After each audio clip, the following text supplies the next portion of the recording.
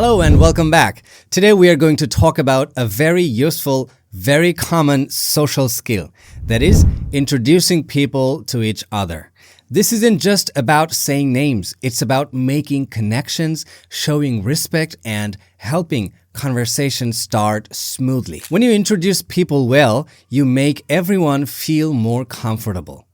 So let's learn how. First, the most basic all-purpose formula. It has three simple parts. First, you get the attention of person A, then you state the name of the person B, and finally, you state the name of person A. So it sounds like this. Maria, this is David. David, this is Maria. Now, why is this good? Because it's clear and it gives both people a turn. It's balanced as well. Now, you should always start with the name of the person you are speaking to first. So, if I'm talking to my mother, I say, Mom, this is my colleague Sam. Then I turn to Sam and say, Sam, this is my mother Elena. See? It's simple, right? But life isn't always that simple. We need to add a little more information to help people connect. This is the most important part of a good introduction. You give a small, relevant piece of information about each person. You give them something to talk about immediately. Let's look at different situations. Situation 1, casual social setting, okay? Imagine you are at a small barbecue in your backyard.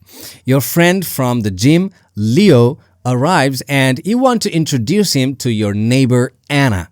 You wouldn't just say Anna, Leo, Anna, right? That's too bare and it's awkward. They will just stand there and say hi and then silence. Instead, use that little piece of information. Think, what do they have in common? Or what is interesting about them? You could say, Anna, this is my friend Leo. We do kickboxing class together. Leo, this is Anna. She lives next door and has the amazing garden you admired when we walked in. Do you hear the difference here? Now, Anna knows Leo is into fitness and Leo knows Anna is the gardener. Anna can say, oh, kickboxing, that sounds intense. Or Leo can say, your garden is beautiful. How do you grow those roses?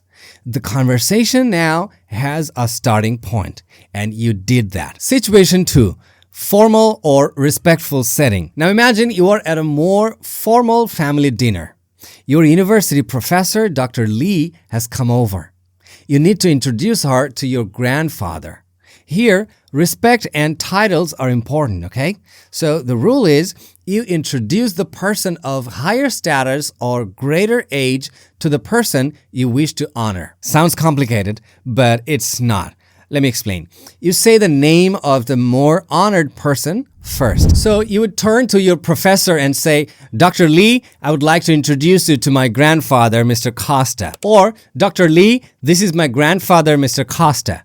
Then to your grandfather, Granddad, this is my history professor, Dr. Lee. You used the formal title, Doctor and Mr.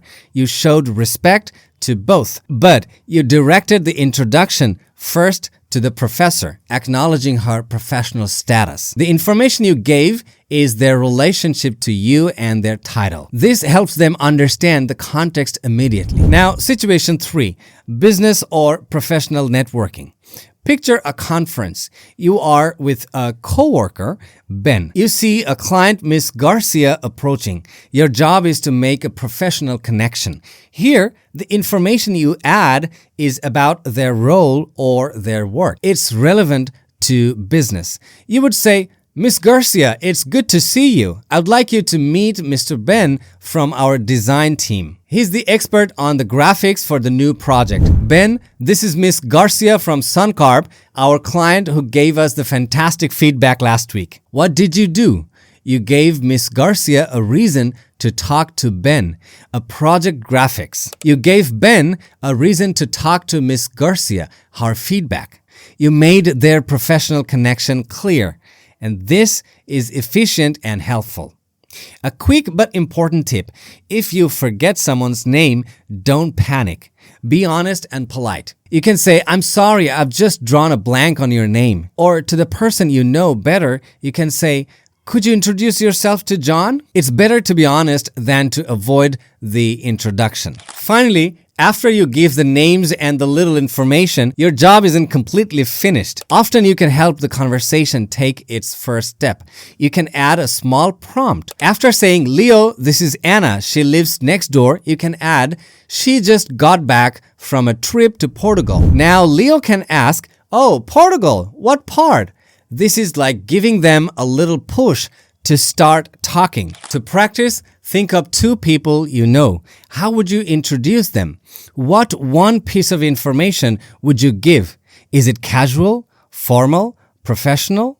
Remember, 1. Get attention. 2. State names clearly. 3.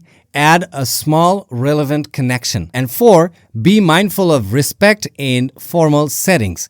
With this, you become a connector, a person who helps people meet and talk. You take away social awkwardness. It's a powerful skill. Practice it, start with the basic formula, and then add that little piece of information. You will see how much smoother and more pleasant social interactions become. Thank you for watching. Now go and introduce 2 people this week using these steps. Thank you very much. That's all for today. I'll see you in the next.